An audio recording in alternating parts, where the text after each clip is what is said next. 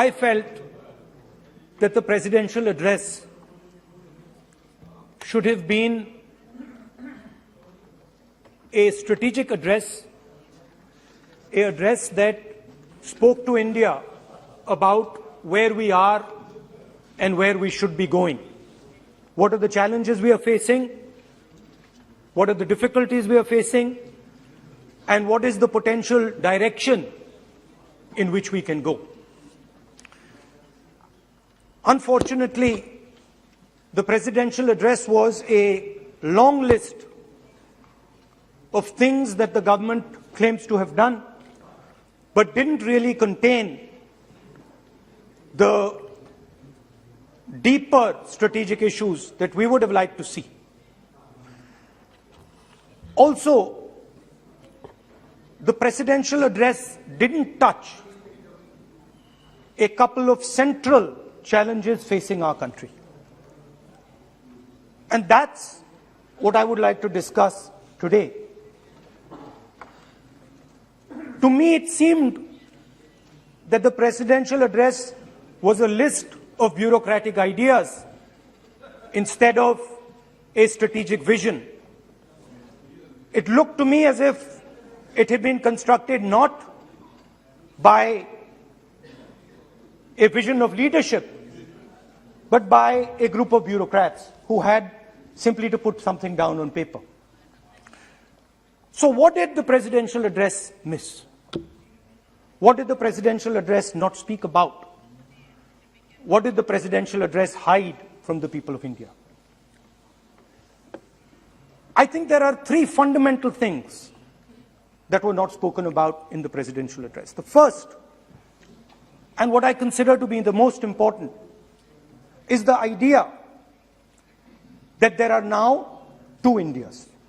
There is now no longer one India. There are two Indias. One India is for the extremely rich people, for those who have immense wealth, for those who have immense power, for those who do not need a job, for those who do not need water connections, electricity connections, but for those who control the heartbeat of the country. And then another India. Another India. आपके जब नेता बोलेंगे ना, फिर हम भी खड़े होंगे उस समय। एक बात करने दीजिए। ये प्रेसिडेंशियल एड्रेस की एक गरिमा होते हैं।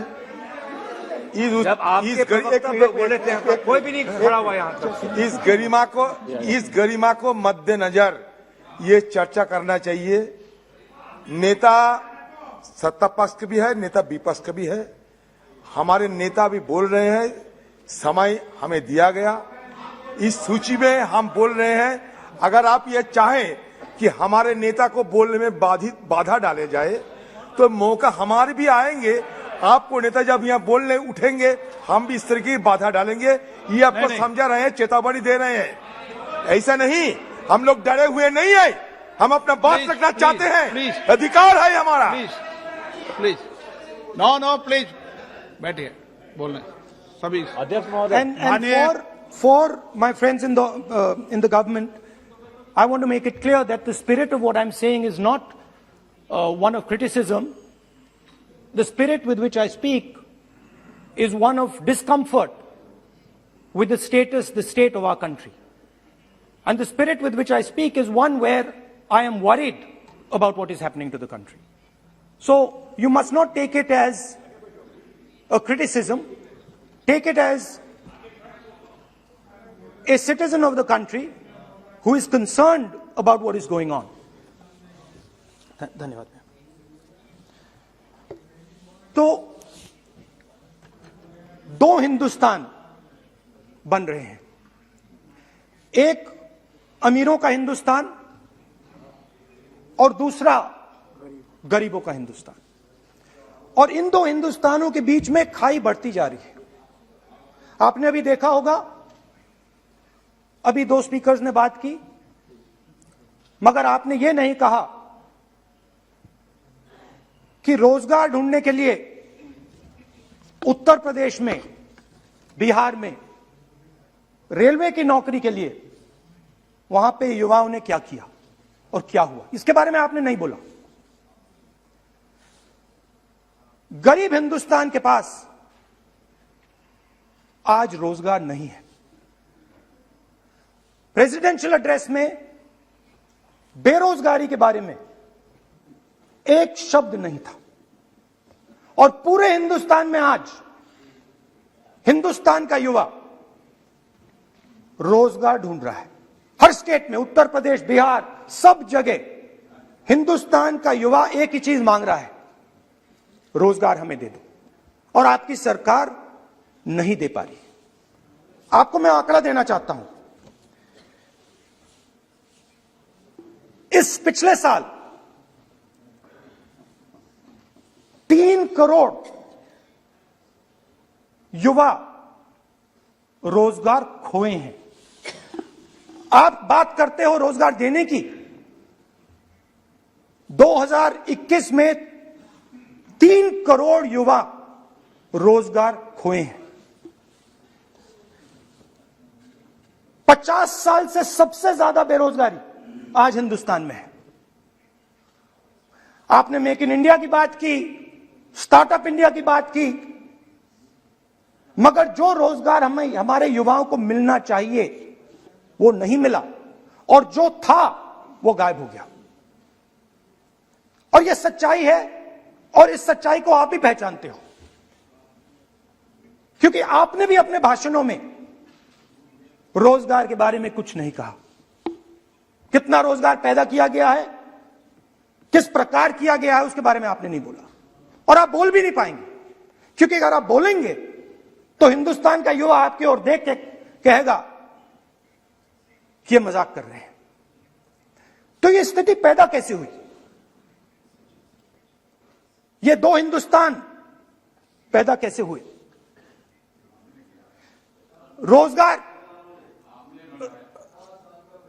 रोजगार स्मॉल और मीडियम इंडस्ट्री और जो हमारा इनफॉर्मल सेक्टर है उधर बनता है। लाखों करोड़ रुपया आपने उनसे छीनकर हिंदुस्तान के सबसे बड़े अरबपतियों को दिलवा दिया। आपने पिछले 7 साल में अनऑर्गेनाइज सेक्टर और स्मॉल और मीडियम इंडस्ट्री पर एक के बाद एक आक्रमण किया है। 7 की कर रहा हूं मैं, 60 की भी करूंगा मैं अपने भाषण में अंत में 60 साल की बात करूंगा आपको खुश करने के लिए। आप ठहर जाइए। मगर असंगठित जो सेक्टर है उस पर आपने आक्रमण किया। कैसे किया? नोटबंदी, गलत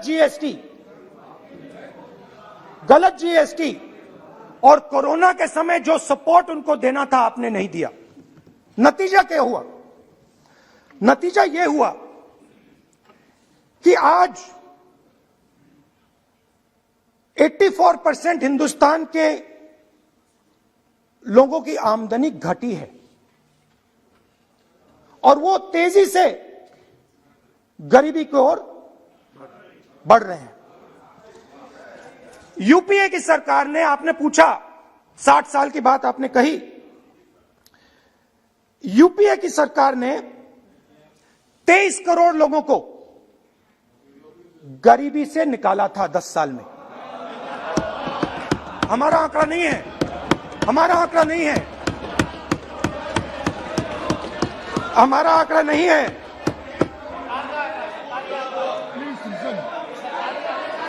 आप हंसिए, हमारा आंकड़ा नहीं है, यह सच्चा आंकड़ा है। 27 करोड़ लोगों को हमने गरीबी से निकाला था और 23 करोड़ लोगों को आपने गरीबी में वापस डाल दिया।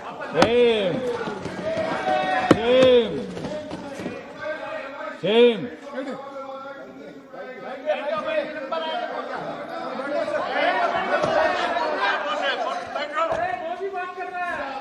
और हो क्या रहा है, फॉर्मल सेक्टर में मोनोपोलीज बन रही हैं। किसी भी आप सेक्टर में देखिए, और सबसे दो मोनोपोलिस्ट के बारे में थोड़ा सा बोलूंगा। उसको वो कोरोना के समय अलग अलग वेरिएंट्स आते हैं ना, डेल्टा, ओमिक्रॉन, वो AA वेरिएंट है, और वो पूरा का पूरा हिंदुस्तान की जो अर्थव्यवस्था है उसके अंदर फैल रहा है। आपने बात उठाई तो मैं उसके बारे में पहले बोल देता हूं। एक व्यक्ति को, नाम नहीं लूंगा, एक व्यक्ति को हिंदुस्तान के सब ports,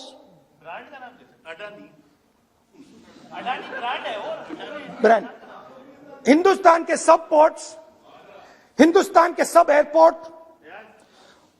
power, transmission, mining, green energy, gas distribution, edible oil, जो भी हिंदुस्तान में होता है उधर अदानी जी दिखाई देते हैं।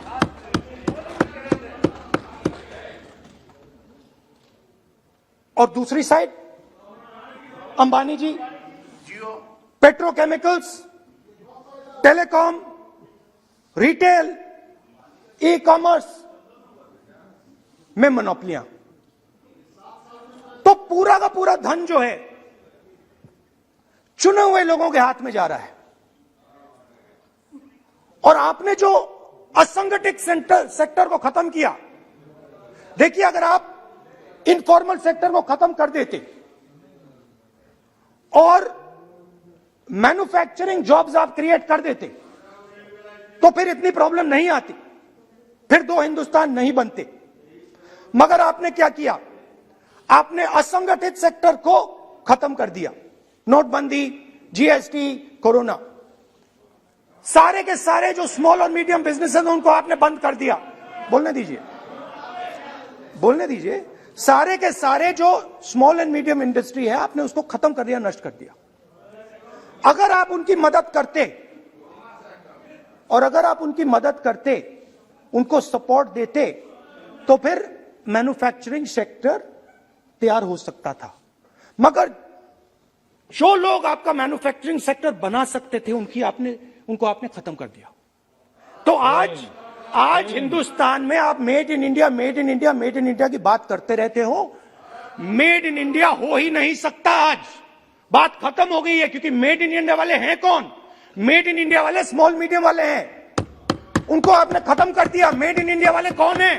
असंगठित लोग हैं, उनको आपने खत्म कर दिया, हटा दिया, परे कर दिया। मेड इन इंडिया नहीं होने वाला है। अरे भाई, मेड इन इंडिया करने के लिए स्मॉल और मीडियम इंडस्ट्री को ही बड़ा करना पड़ेगा। बिना स्मॉल और मीडियम इंडस्ट्री को सपोर्ट दिए मेड इन इंडिया हो ही नहीं सकता है।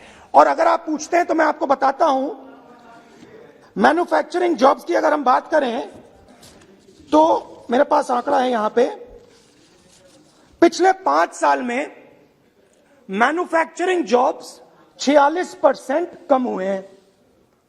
46% drop in manufacturing jobs in India. Why? Because you have destroyed the unorganized sector. Why? Because you have destroyed MSMEs. That is why you are focusing completely on 5 or 10 people. I don't have a problem with that. I don't have a problem with big industry. Focus on them. But please realize that they cannot produce jobs for you. Small and medium industry is the only people who can produce jobs for you. That is the reality. और हो क्या रहा है, दो हिंदुस्तान बन रहे हैं। आप यहां पे भाषण देते रहते हो, नया Hindustan, new India, make in India, और कौन से नारे हैं? Startup India. आप ये बोलते रहते हो और देश में बेरोजगारी फैलती जा रही है। और आप ये मत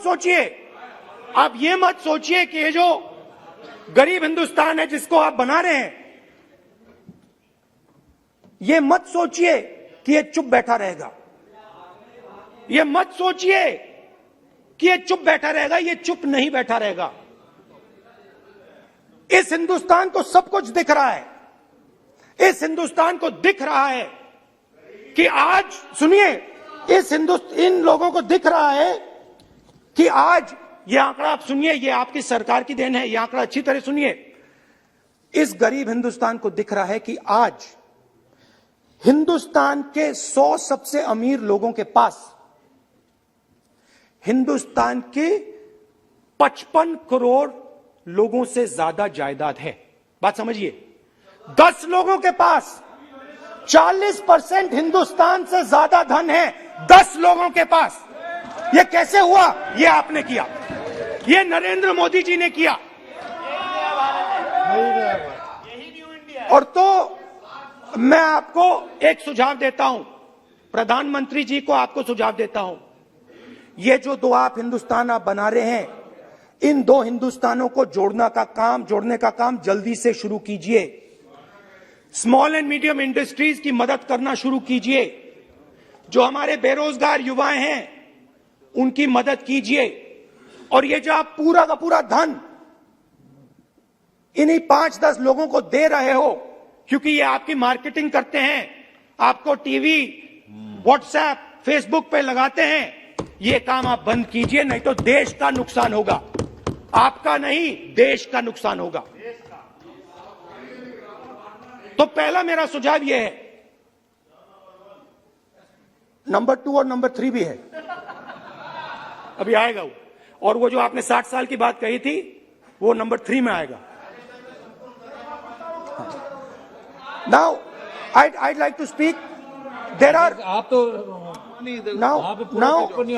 now there are two competing visions of this country, which is frankly the main difference between us and them.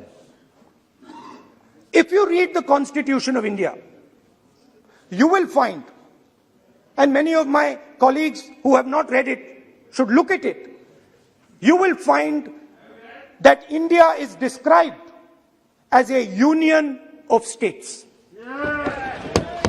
India is not described as a nation, it is described as a union of states. What does that mean?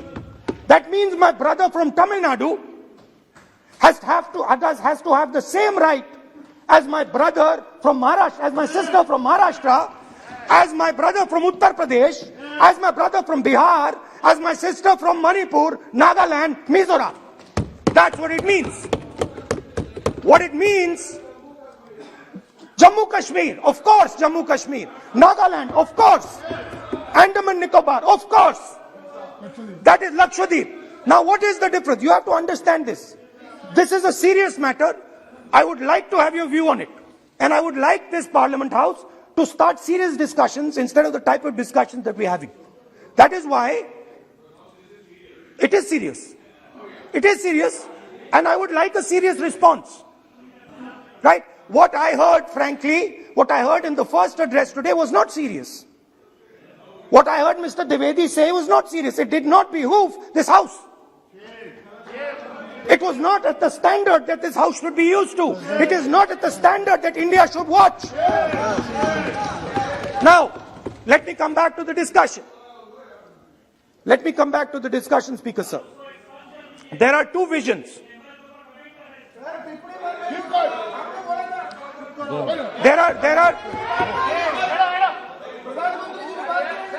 There are two visions of this country.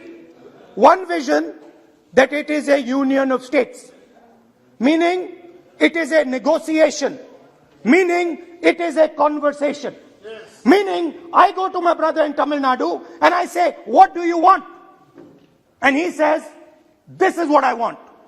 And then he asks me, what do you want? And I say, this is what I want. It is a partnership. It is not a kingdom. Remember that. You will never, ever in your entire life rule over the people of Tamil Nadu. It cannot be done. You will never, ever in your life rule over these other people. Please listen to what I'm saying.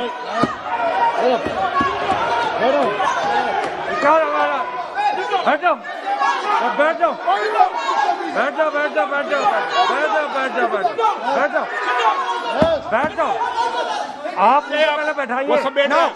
No you, बोलने दे आप। no आपके नेता matter बोल रहे हैं, what क्यों disturbance कर रहे हो fantasies, उनको? no matter what fantasies you might have, you will never ever rule over the people of the states of India. It has never been done in 3,000 years. Never ever. The only way India has been ruled. And you can look at any empire you want. You can look at Ashoka the Great. You can look at the Mauryas, you can look at the Guptas, you can look at anyone you want. It has always been ruled by conversation and negotiation. Now, what is the problem? The problem is you people are confused. The problem is you people think that these languages, these cultures, these histories, you think that you can suppress them. You have no idea of history. You have no idea what you are dealing with. Because the people of Tamil Nadu have inside their heart the idea of Tamil Nadu, the idea of the Tamil language, and then also the idea of India. Do not be confused. The people of Kerala have the idea of, I am telling you the truth. The people of Kerala have a culture. I am now a member of Parliament of Kerala. I understand it slightly better. They have a culture, they have a dignity, they have a history. The people, like the gentleman said, the people of Rajasthan have a culture, have a history, have a tradition, have a language. They have a way of life. This is like a bouquet of flowers. This is our strength. I learn from the people of Tamil Nadu. I learn from the people of Rajasthan. I learn even from you. Every day I learn from you. I do. It's not funny. It's not funny. I learn from you. Right? It's not funny. Anyway, there is another vision. A vision that India can be ruled by a stick from the center. You people have no idea of history. Because every time it has been attempted, that stick has been broken and smashed. Now what is happening as a result of your flawed vision of the country? Two Indias are of course being created. Two Indias are of course being created. Speaker sir. अध्यक्ष महोदय,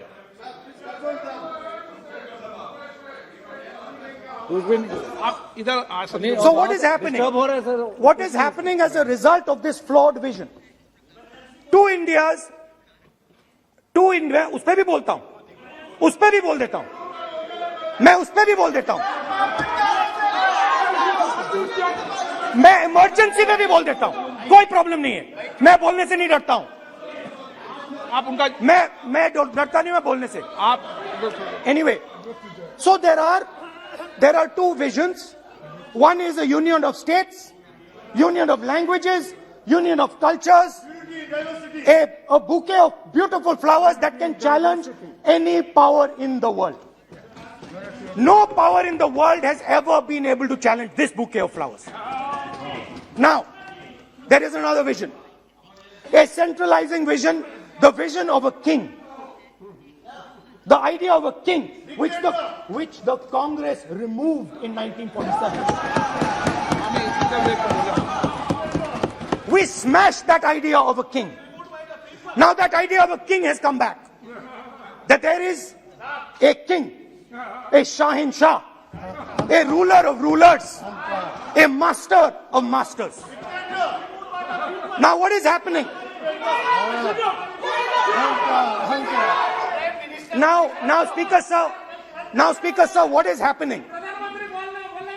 आप बीच में मत बोलिए। Now Speaker. No, सबको Now, Speaker sir, what is happening as a कोई result of disturbance this नहीं हो रहा। flawed vision What is सामान्य happening हल्का फुल्का चलता है। is that the instruments of the conversation between our states, the instruments of the conversation between our peoples, what we call the institutions of our country, are being attacked and captured by one idea.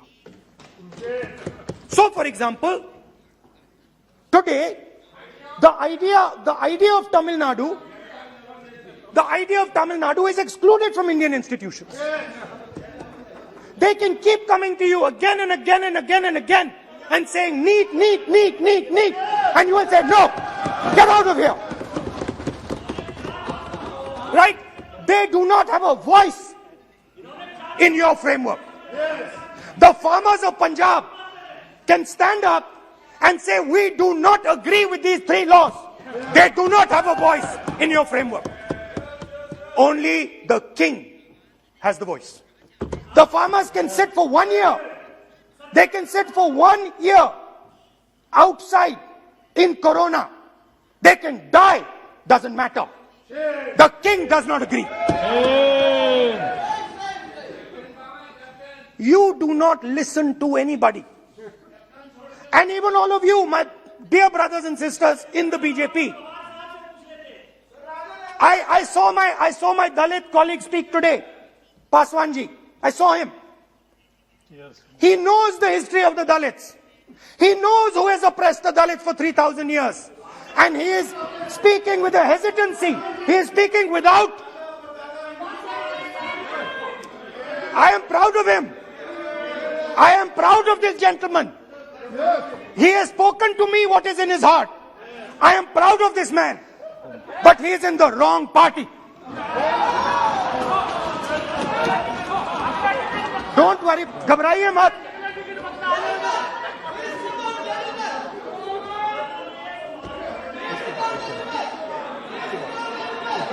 नहीं, बीच में नहीं, तो बीच में थोड़ी बोलेंगे, बाद में, no. Look, Speaker sir, I am a democratic person. I will allow him to speak. ये सुनो एक मिनट, ये आप किसी को इजाजत नहीं दे सकते, ये अधिकार मेरा है। प्लीज बैठ जाइए।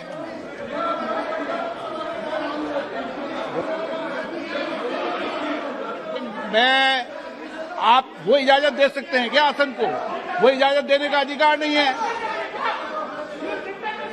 ये अधिकार आसन का है, किसको इजाजत देनी है, किसको नहीं इजाजत देनी। माननीय राहुल गांधी, प्लीज बैठ जाइए, मैं दूंगा आपको मौका, मैं आपको मौका दूंगा। So, Speaker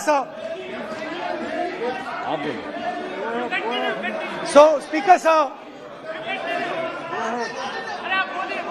माननीय सदस्य प्लीज बैठिए, मैं आपको मौका दूंगा। बोलते रहे आप।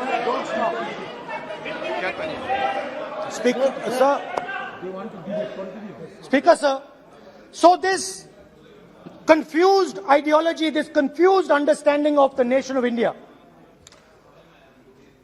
is playing havoc with this country. And I'll give you examples.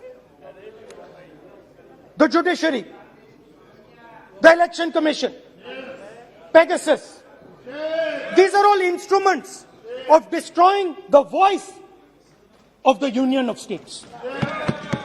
When you apply Pegasus on an Indian politician, when the Prime Minister personally goes to Israel and authorizes the use of Pegasus in India, he is attacking the people of Tamil Nadu, he is attacking the people of Assam, he is attacking the people of Kerala, he is attacking the people of Bengal. Point of order. 352(1). Speaker sir, 352(1) कहता है कि a member while speaking shall not refer to any matter of fact on which a judicial decision is pending. Supreme court में ये pending है sir, और यदि इनको supreme court पर विश्वास है, कोर्ट पर विश्वास है, तो ये अपना फोन जो है जमा करें, पहले ये शामिल हो सर, ये पहले उसके इंक्वायरी में शामिल हो, क्योंकि इनका नाम भी पेगासस में है। सो कॉल्ड ये जो कह रहे हैं, इसीलिए ये पेगासस का नाम नहीं ले सकते सर, ये कोऑपरेट नहीं कर। Now, so what is happening is that a particular organization has captured the institutional framework of the country and is attacking the voice of the different states of this country. And my fear is that you will get a reaction from that voice. My fear is that this attack that you're carrying out on the institutional framework of this country is going to get a response from the Union of States. And you're fiddling. I understand this. You might not appreciate it. But my great-grandfather spent 15 years in jail building this thing. My grandmother was shot 32 times and my father was blown into bits. So I understand a little bit about what this country is.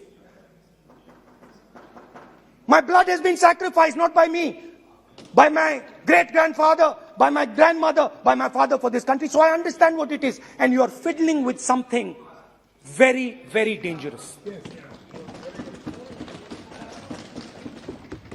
And I am advising you, stop. Because if you do not stop, you will create a problem. You have already started creating the problem. The problem has already started in the northeast. The problem has already started in Tamil Nadu. You're not visible. It's not visible to you right now. Jammu Kashmir, which I will speak about, which is my third point. Now, what you're fiddling with is extremely dangerous, and it demonstrates a complete lack of understanding of history. Please, this evening, go back and look at all the empires that have ever ruled India. Look at them carefully. You will find that every single one of them is a union of states. There's not a single empire. There was a reason Ashok used to go and put his pillars everywhere. Because it was a union of states where Ashok, the great king, respected everybody. You are disrespecting everybody. Disrespect me, I don't care. It doesn't matter to me. But you cannot disrespect the people of this country. Right. Now, final. And I think one of the more important parts of my speech. Actually, I want to say one other thing, which I demand an apology from the Home Minister. And this represents again the idea of a union of states versus the idea of a king. Now, a few days ago, some political leader, I'm not going to name, came to me from Manipur. And he was very agitated.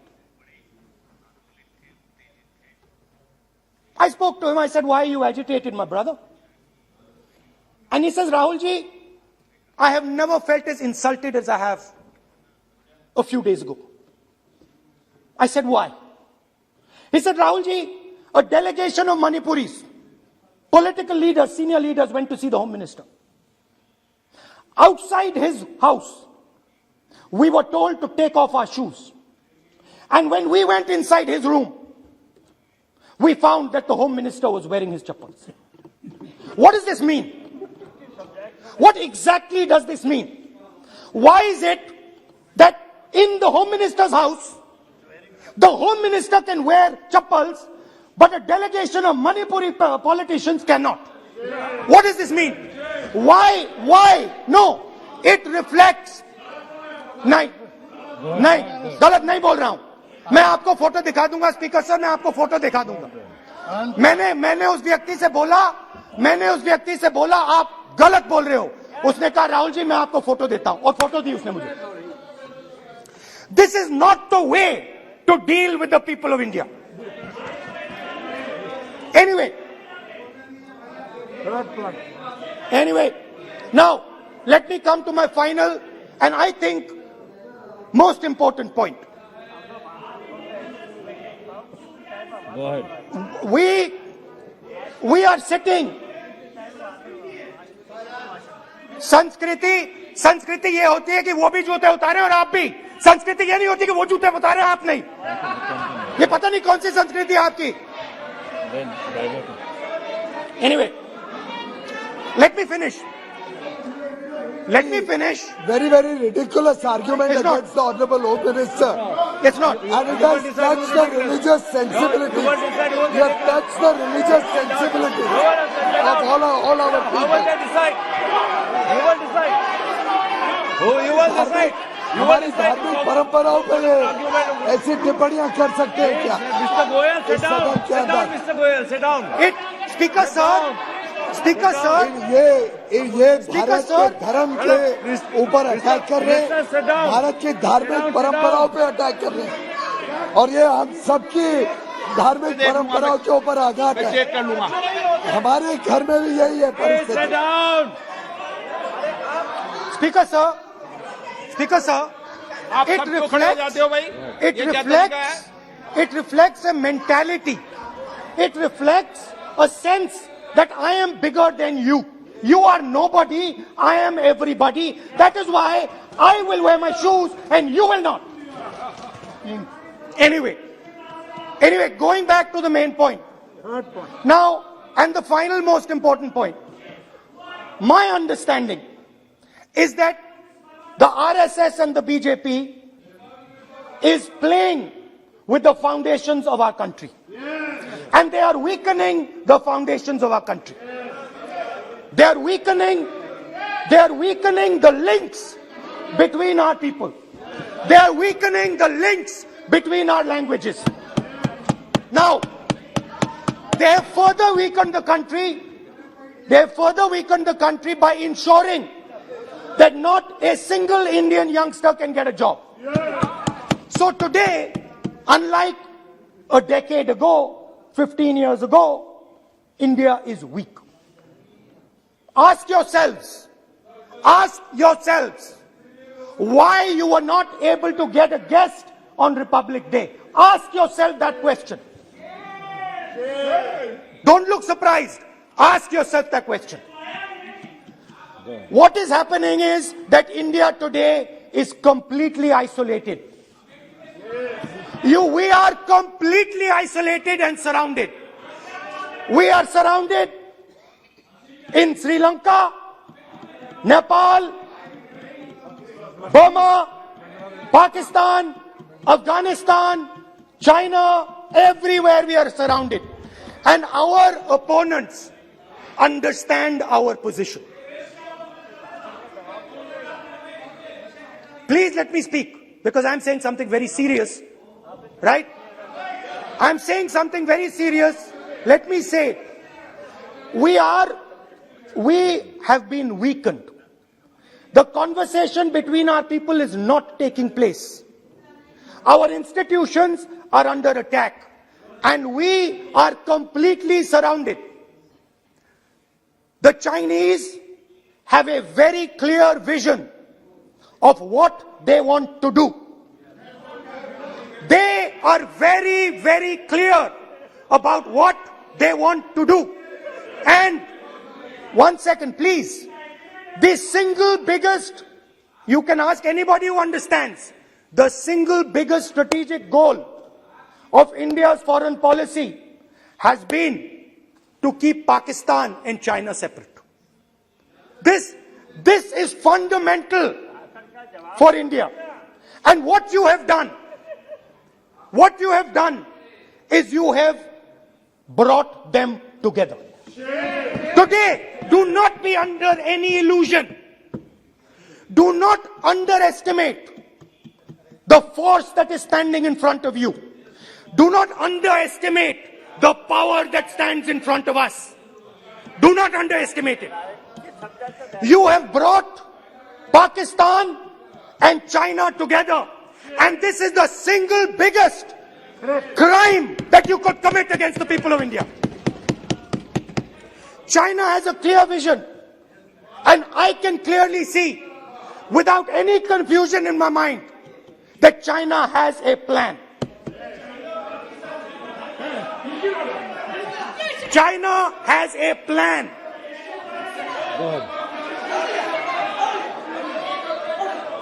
I can see without any doubt that the Chinese, please, we are all nationalists, so let us discuss properly. I can see that China has a clear-cut plan. The foundations of their plan have been put in place in Doklam and in Ladakh. Do not underestimate what we are facing. This is a very, very serious threat to the Indian nation. This is a very, very serious threat to the Indian nation. We have made huge strategic mistakes in Jammu and Kashmir. We have made huge strategic mistakes in our foreign policy. And if we do not correct those mistakes, what are the mistakes? I have just told you. You have brought China and Pakistan together. You have brought China and Pakistan together. You have taken the concept of two different fronts and converted it into one unified front. And by the way, in case you haven't realized it, in case you haven't understood what's going on, it is very clear that the Chinese and the Pakistanis are planning. Look at the weapons that they are buying. Look at their activity. Look at the way they are talking. Look at who they are speaking to. I am clearly stating in the House of Parliament that we have made a massive blunder, and we need to make sure, absolutely sure, that we can defend ourselves against the Chinese. Please remember what I am saying, because the Chinese will act.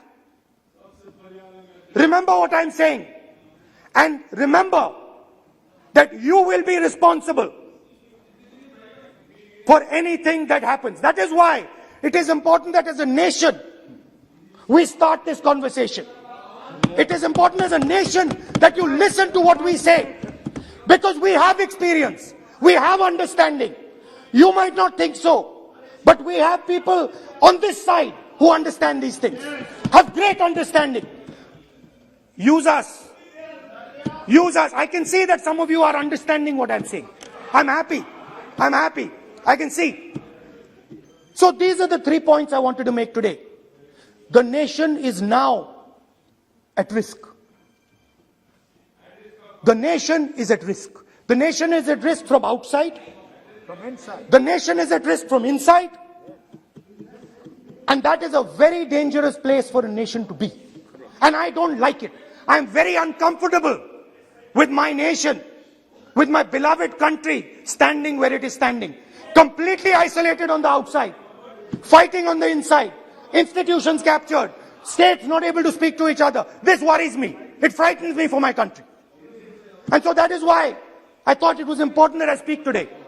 I know that many of you will just rubbish what I'm saying. I understand it. That's what you've been told to do. And I'm happy to let you do it. But remember what I said. You are putting this nation, this wonderful nation and its people at huge risk. Stop. Thank you. Please,